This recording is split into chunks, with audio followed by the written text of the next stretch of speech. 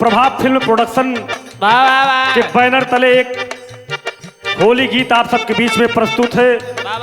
बड़े भाई लकी यादव भैया के देखरेख में आप सबके बीच में जा रही है और आनंद कंद मुरली मनोहर ब्रिजवासियों के साथ में, गोपियों के साथ में और बाल ग्वाल के साथ में होली खेलना जब चालू करते हैं तब कहना है।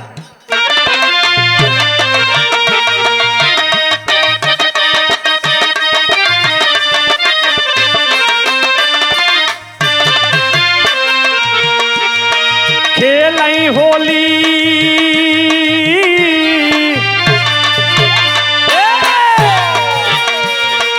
होली खेले जसुदा के लाल ब्रिज में उड़ावे अबीर गुलाल।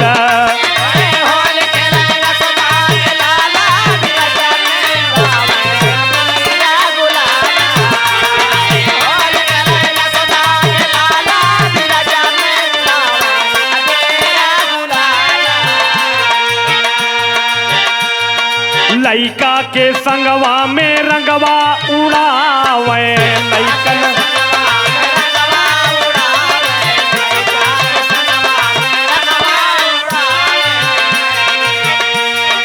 हेरी हेरी ग्वालिन के रंगना लगावे हेरी हेरी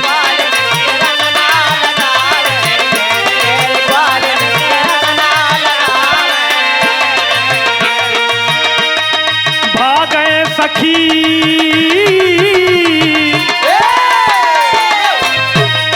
भागे सखी अचरा संभाला ब्रिज में उड़ावे अबीर गुलाल।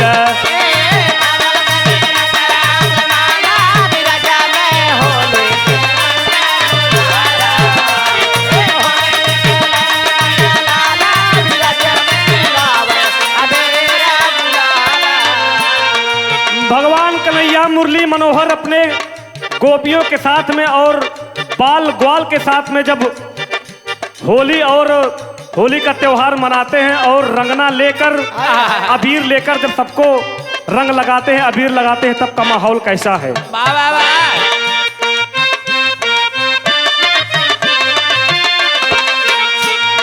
झूमी झूमी गलियन में ऊधम मचावे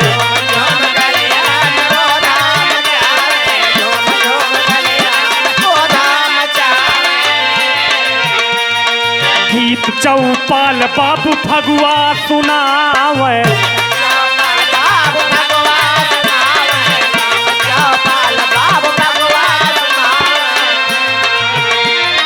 सखिया होई जाली निहाल ब्रिज में सखिया होई जाली निहाल ब्रिज में उड़ावे उड़ाल अभी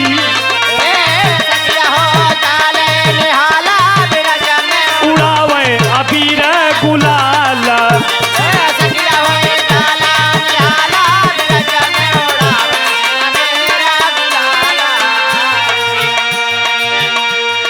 कान्हा के साथ ग्वाल बालन के टोली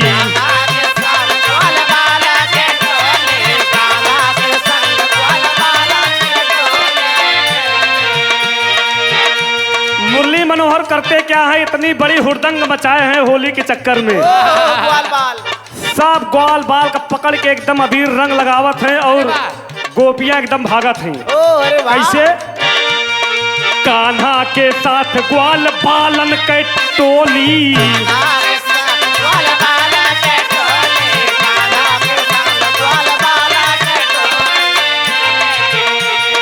करे हुड़दंग कहीं होली रे होली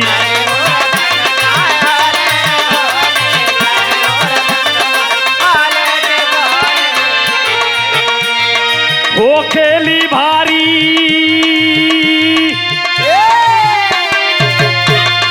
हो खेले भारी पवाल ब्रिज में उड़ावे अबीर गुलाल।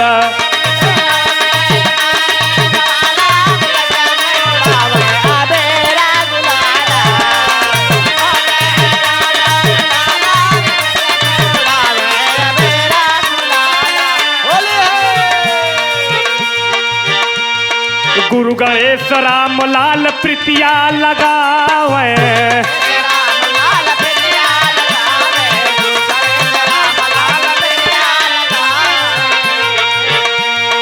राधे श्याम सुरेंद्र कभी गीतिया बनावे।